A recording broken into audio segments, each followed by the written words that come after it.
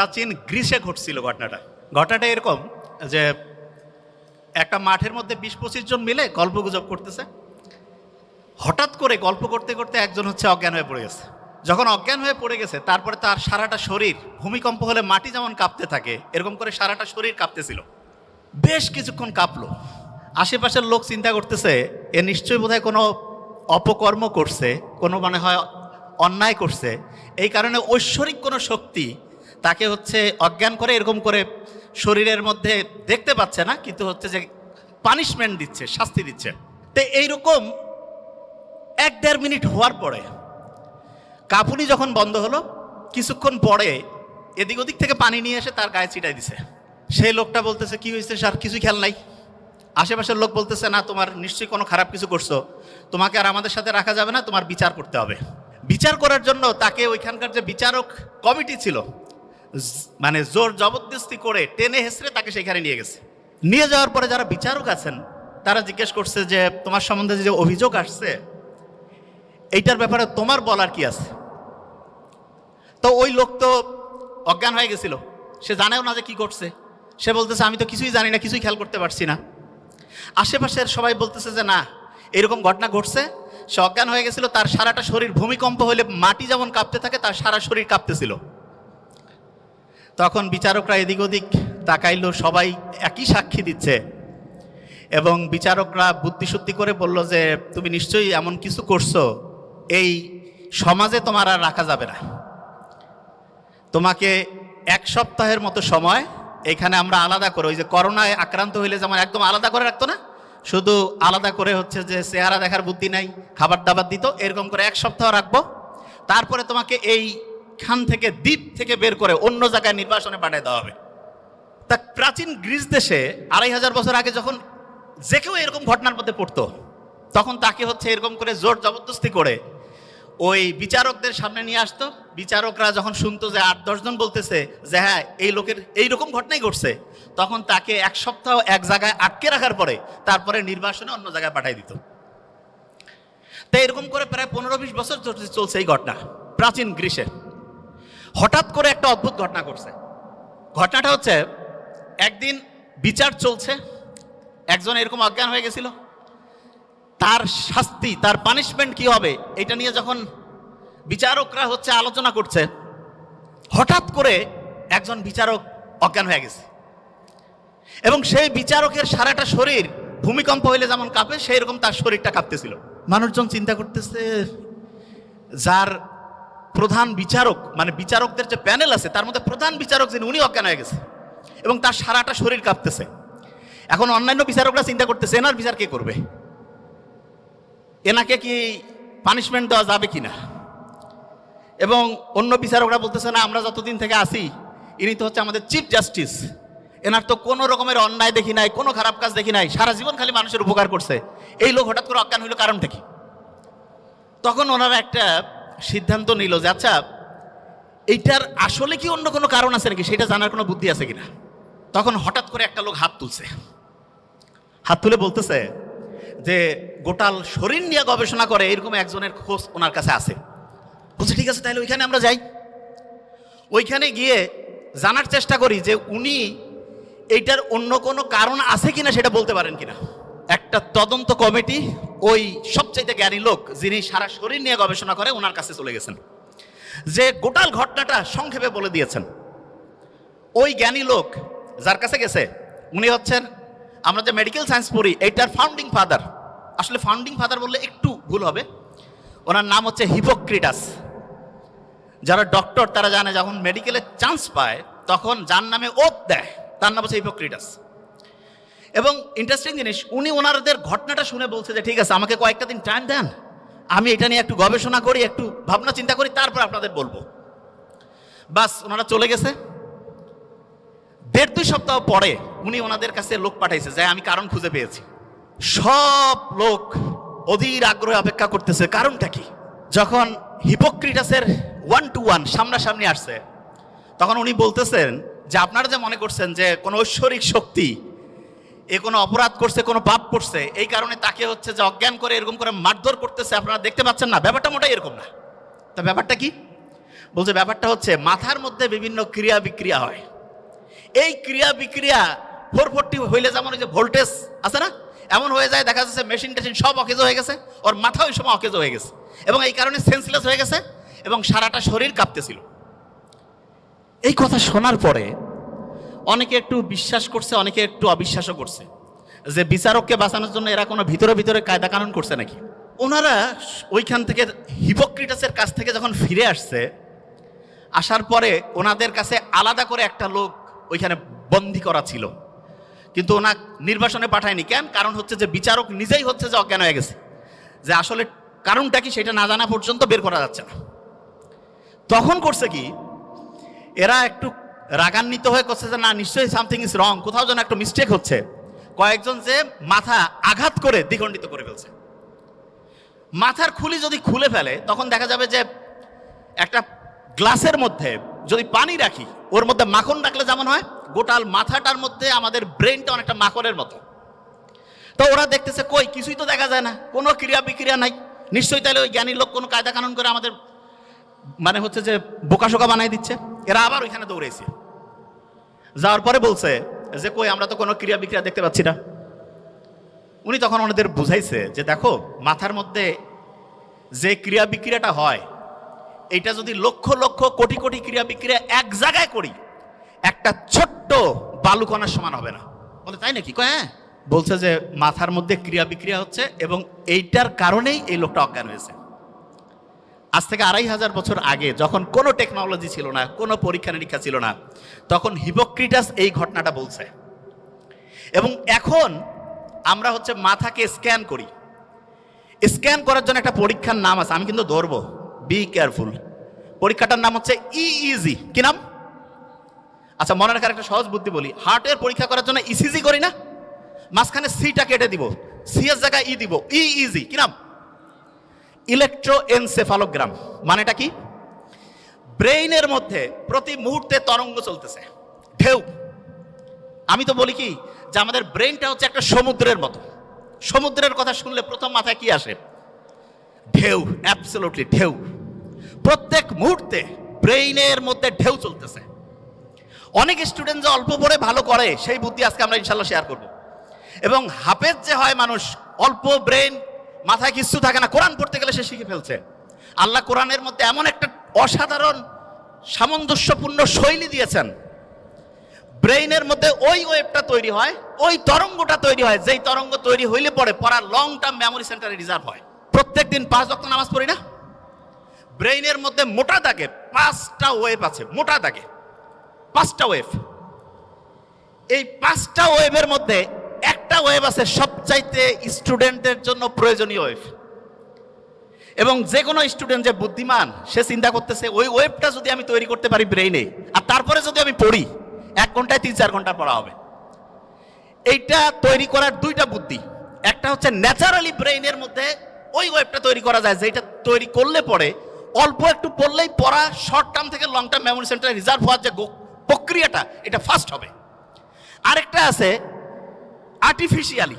Artificially মানে আমরা নিজেরা চাইলে পরে ব্রেইনের মধ্যে ওই ওয়েভটা তৈরি করতে পারবো। বেশিরভাগ জনের মাথায় আসতেছে যে আসলে ওই ওয়েভটার নাম কি, ঠিক না?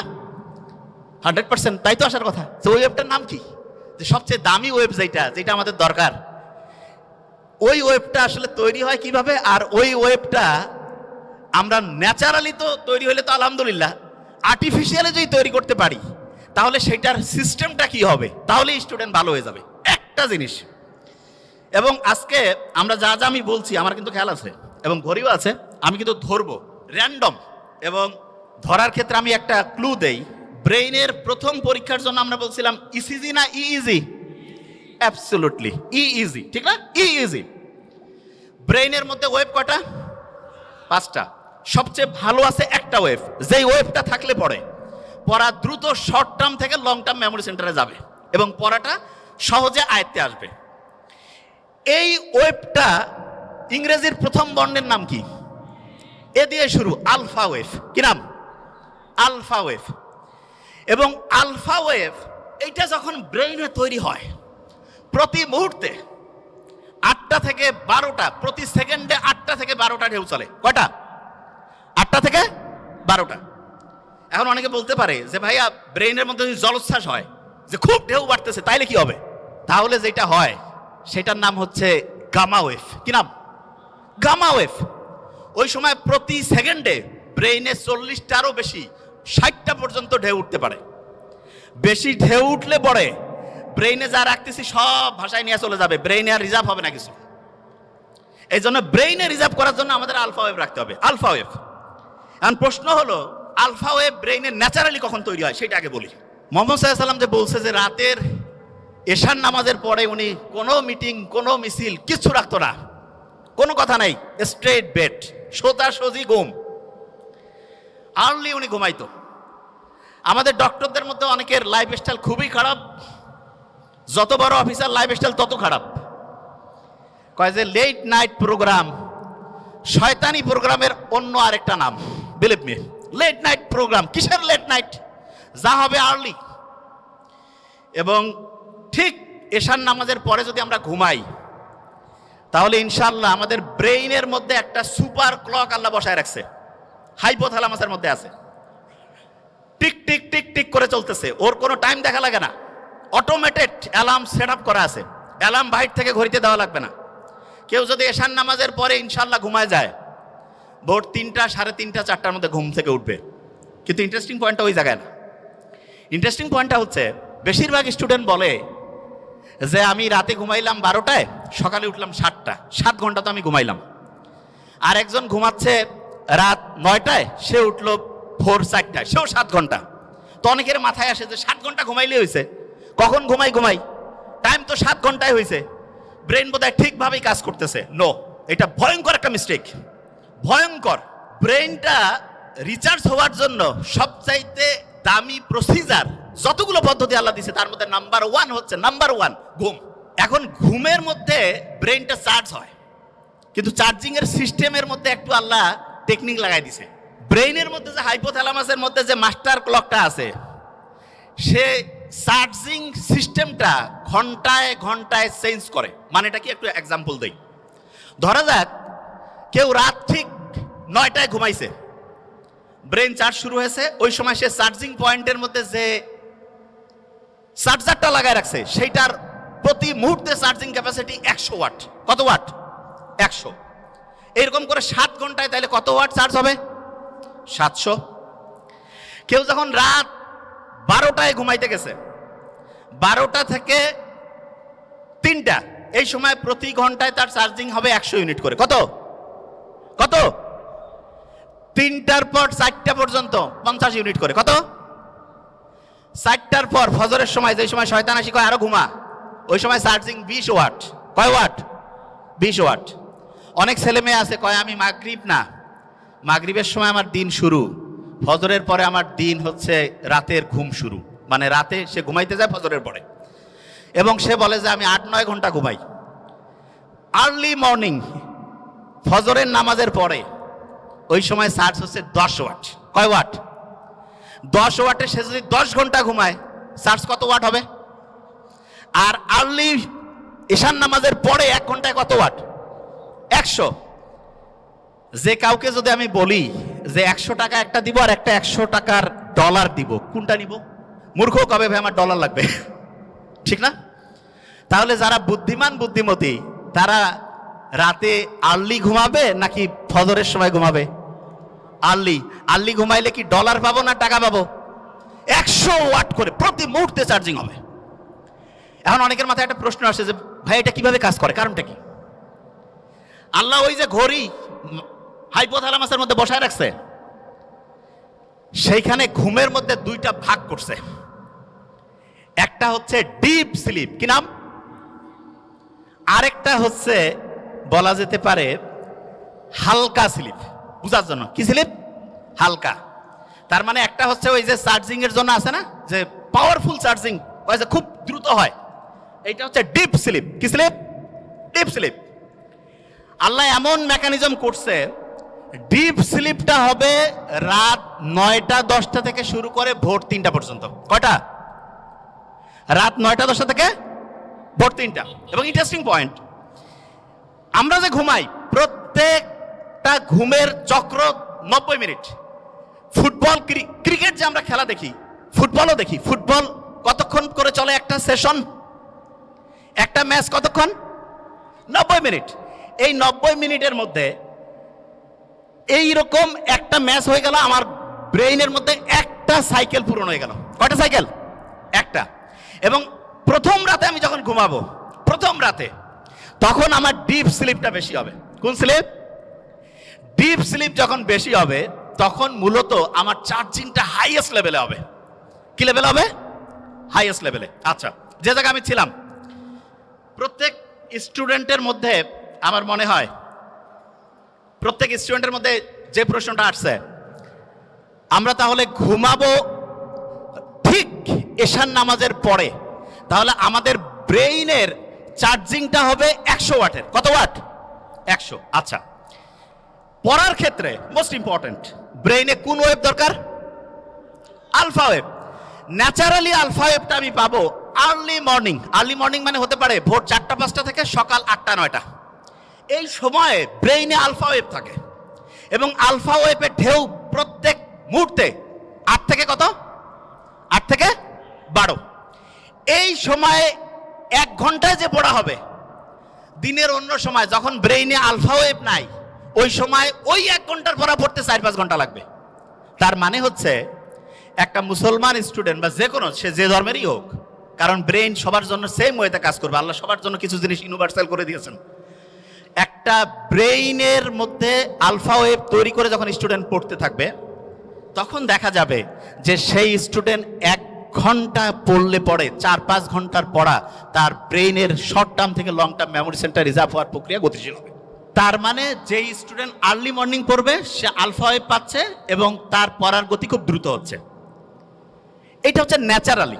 এখন অনেকে বলতে পারে যে ভাই, আমি ন্যাচারালি তো জানলামই, আমি কৃত্রিমভাবে ব্রেইনে আলফা ওয়েভ তৈরি করতে চাই, সেইটার কোনো বুদ্ধি আছে কিনা? এটা সবচেয়ে ইন্টারেস্টিং, যে আমি কৃত্রিমভাবে যদি তৈরি করতে পারি, যখন মন চাইলো তখন ব্রেইনে আলফা ওয়েভ নিয়ে আসলাম, তার মানে অল্প সময়ে পড়লাম, পড়া হিউজ ভাবে হচ্ছে ইম্প্যাক্ট করে ফেললো। এইটার জন্য আল্লাহ অসাধারণ একটা সিস্টেম দিয়েছেন আমাদের। এবং আমি আশা করব যে কোনো পর্যায়ের লোক, যে কোনো, এখন থেকে এই জিনিসটা ফলো করতে পারে। সেটা কি? বিজ্ঞানীর অবাক হয়েছে, আমরা যখন নামাজের মধ্যে দাঁড়াই, নামাজ যখন কেউ পড়ে এবং মন দিয়ে নামাজ পড়া বলতে কি, আমি এখন একটা ঘটনায় আসছি, মন দিয়ে কেউ যখন নামাজ পড়ে, ওই সময় তার ব্রেইনের মধ্যে আলফা ওয়েভ তৈরি হয়ে যায়। কি হয়? Alpha wave.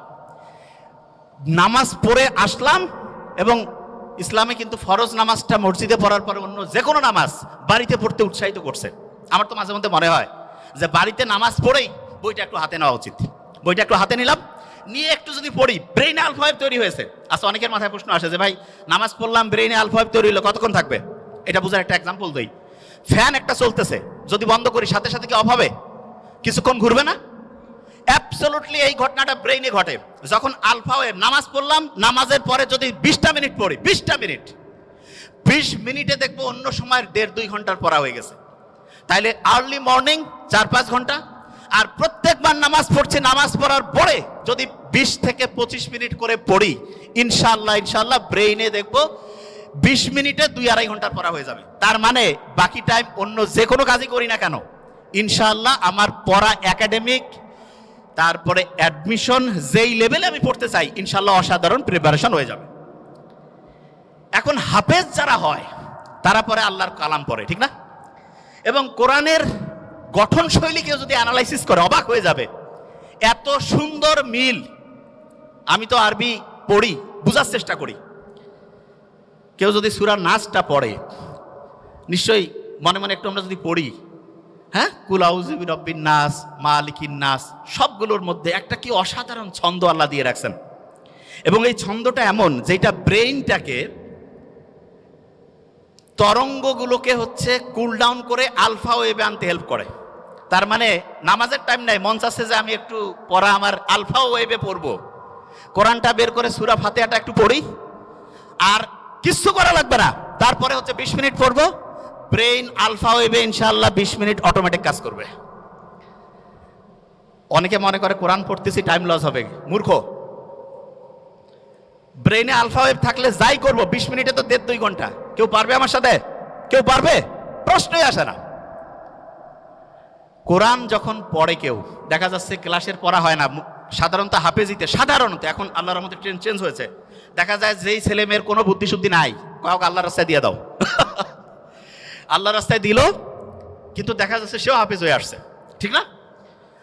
তা আল্লাহ তো বলছে যে আমি তো তোমাকে হেল্প করবই, এবং আল্লাহ যে প্যাটার্ন দিয়েছে সেইখানে কোরআন পড়ার পরে আলফা ওয়েভ তৈরি হয়, দ্রুত তার পড়া, দেখা যাচ্ছে শর্ট টার্ম থেকে লং টার্ম মেমোরি সেন্টার রিজার্ভের প্রক্রিয়াটা গতিশীল হয়। তার মানে আমরা তিনটা জিনিস অলরেডি শিখছি, শেয়ার করেছি তিনটা জিনিস। নাম্বার ওয়ান, আর্লি মর্নিং যদি পড়ি ব্রেনে কোন ওয়েভ? আলফা। যখন নামাজ পড়লাম তারপরে কোন ওয়েভ? যখন কোরআন পড়লাম তারপরে কোন ওয়েভ? আলফা। তিনটা বুদ্ধি পেয়েছি। আচ্ছা, এখন একটা প্রশ্ন আসে, সেটি হচ্ছে অনেকেই বলে যে ভাই আমি তো নামাজ কালাম পড়ি, রোজা রাখি, সবই আছে, একটু ইসলামের বাইরে অন্য কোনো কিছু করি, তা কি এমন হবে? ভালো আমল আর যদি খারাপ আমল কাটাকাটি করে কিছু থাকলে তো আমি ডান হাতে আমল নামা পেয়ে বেহেশতে চলে যাব, এরকম চিন্তা কিন্তু অনেকের মাথার মধ্যে আছে। তাই এইরকম একটা প্লেনের মধ্যে দুইজন যাত্রী পাশাপাশি বসা, একজন মুসলমান আর একজন অন্য ধর্মের। অন্য ধর্মের বলতেছে যে অফার করছে যে একটু ওয়াইন খাও, তা বলছে না না আমি কেন ওয়াইন খাবো, আমি মুসলমান। আরে বাবা তুমি কি এখন মসজিদে আসো নাকি, ওয়াইন খেলে কি হবে? বলছে না আমি ওয়াইন খাই না। তখন যে ওয়াইন অফার করতেছে সে বলতেছে যে তোমাদের যে কি ধর্ম রে বাবা, গির্জায় গেলে আমরা ওয়াইন খাই না, তোমরা আবার মসজিদ না মানে হচ্ছে বাড়ি না, একটু ফ্লাইটের মধ্যে একটু রিল্যাক্স করবা তবু ওয়াইন খাবা না, ব্যাপারটা কি? তখন পাশে বসা যে মুসলমান সে বলতেছে যে এই গাড়ির মানে ফ্লাইটে তো যে এটার যে চালক তিনি কিন্তু খ্রিস্টান। বলছে হ্যাঁ খ্রিস্টান, ইউরোপের ঘটনা। তা বলতেছে আচ্ছা ওনাকে যদি এখন মদ খাওয়ানো হয় তুমি কি জানার পরে এই ফ্লাইটে যাবা? কয় না আমি কেন যাবো। কয় কেন যাবা না? বলছে উনি তো এখন ডিউটিতে আছে, ডিউটিতে কেন হচ্ছে মদ খাবে? তখন ওই মুসলমান বলতেছে যে আমাদের মুসলমানের গোটাল জীবনটাই হচ্ছে অন ডিউটি। অন ডিউটি, পড়া, বিয়া শাদী, কথা বলা, কথা শোনা, যা কিছু আছে অন ডিউটি। বিলিভ এটাই সবচেয়ে সত্যি কথা। অনেকে আমরা মনে করি কি মসজিদের মধ্যে যাবো ওই সময় আল্লাহ আল্লাহ করবো, আল্লাহ আল্লাহ তো অবশ্যই করবো, কিন্তু আল্লাহ প্র্যাকটিক্যাল জিনিসটা সবচেয়ে বেশি পছন্দ করেন, সবচাইতে বেশি পছন্দ করেন প্র্যাকটিক্যাল। এবং আল্লাহর কাছে যখন আমরা দোয়া করি রাব্বানা আতিনা ফিদ দুনিয়া, দুনিয়াও লাগবে আখেরাতও, হ্যাঁ, তবে দুনিয়া পাইতে গিয়ে যাতে আখেরাত ধ্বংস না করি, এইটা খুব গুরুত্বপূর্ণ। নিশ্চয়ই বাদশা সোলাইমানের ঘটনা আমরা জানি। বাদশা সোলাইমান ওনাকে একবারে এসে বলতেছে যে তুমি কি দুনিয়া চাও না আখেরাত চাও? তো উনি খুব বুদ্ধিমান, আল্লাহর নবী সম্ভবত, আমার এটা আবার বাদশা সোলাইমান, হ্যাঁ দাউদ আলাইহিস সালামের সম্ভবত সন্তান, আমি যতদূর আমার মাথায় আসে। তা উনি বলতেছে বুদ্ধি করে চিন্তা করে যে না আমি আখেরাত চাই। তা বললো তুমি আখেরাত চাও, দুনিয়া তোমার খুশি হয়ে দিয়ে দিলাম। তার মানে কেউ যদি আখেরাতে চিন্তা করে, অনেকে চিন্তা করে আখেরাতে চিন্তা করলে দুনিয়া ধ্বংস হয়ে যাবে, কমপ্লিটলি মিস্টেক। এবং এটার কারণটা কি সেটা বলি। অস্ট্রেলিয়ার একজন ডক্টর, নামটা এখন মাথায় নাই, আমরা কয়েকদিন আগে আমি ওনার আর্টিকেলটা পড়লাম, অ্যাবসলুটলি 2 সপ্তাহ আগে, মুসলমান ডক্টর। উনি গাজায় গেছে, প্যালেস্টাইনের হচ্ছে যে ইয়া করছে, ওটাকে কি বলে, অপারেশন করছে। তা ইসরায়েল যে ভয়ঙ্কর ধ্বংসলীলা চালাইছে, অজ্ঞান করার যে জিনিসপত্র সেটাও নাই, অজ্ঞান করার জিনিসপত্র নাই। উনি জানে যে অজ্ঞান করার মাঝখানে হচ্ছে জিনিস শেষ হয়ে যাবে। অপারেশনের মাঝখানে ঘুম থেকে উঠছে, উঠে কোরআন তেলাওয়াত শুরু করছে, তারপরে অপারেশন উনি বন্ধ রাখছে।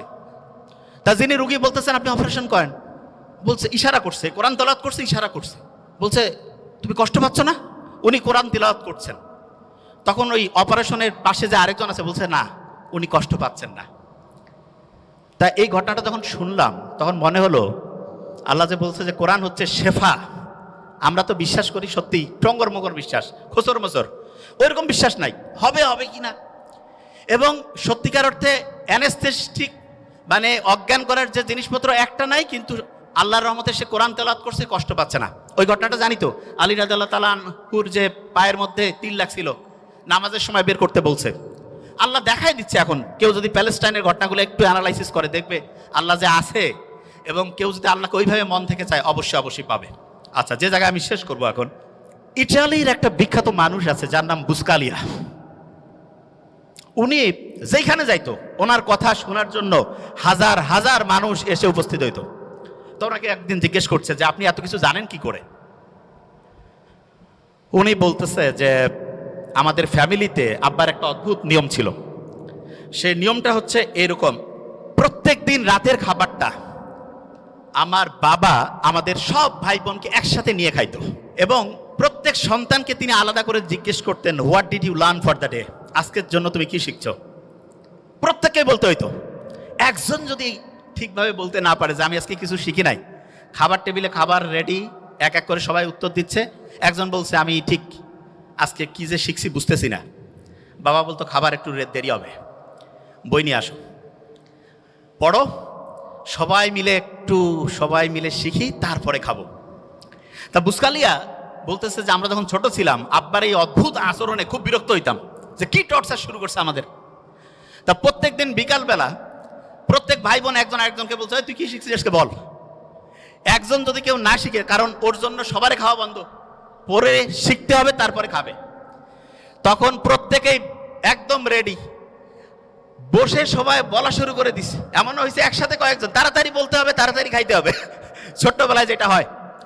তা আমি অভিভাবকদেরকে বলবো, আপনি আপনার সন্তানের জন্য একটা কাজ করেন, জাস্ট ওয়ান। সেটা কি? প্রত্যেক দিন সে কি শিখছে সেটা আপনি শোনার চেষ্টা করেন। প্রত্যেক দিন কি শিখছে সেটা শোনার চেষ্টা করেন। এবং এক্ষেত্রে আমি সবসময় বলি, শোনার তো এখন টাইম নাই, টেকনোলজির কিছু ভালো ব্যবহার আছে। ছেলে মেয়ে দূরে পড়ে, কোনো সমস্যা নেই, একটা চমৎকার ডায়েরি তাকে কিনে দেন। ডায়েরিতে বলেন যে প্রত্যেক দিন বাবা তুমি আমাকে হচ্ছে ডায়েরিতে এই যে এরকম করে লিখে দিবা, তোমার 30 দিনের জন্য মান্থলি ধরো বরাদ্দ 10,000 টাকা, প্রত্যেক দিনের ডায়েরি লেখার জন্য তুমি 300 টাকা পাবা।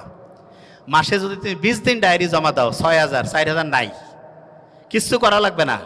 ছোট্ট মানুষ তো, সে চিন্তা করবে আমার এই টাকাটার দরকার আছে, ঠিক না? তুমি ডায়েরি লিখে দিবা না, তোমার কিছু করতে হবে না, ওকে ফাইন, দেখা যাবে তুমি 4,000 টাকা কম পেয়ে কীভাবে চলো।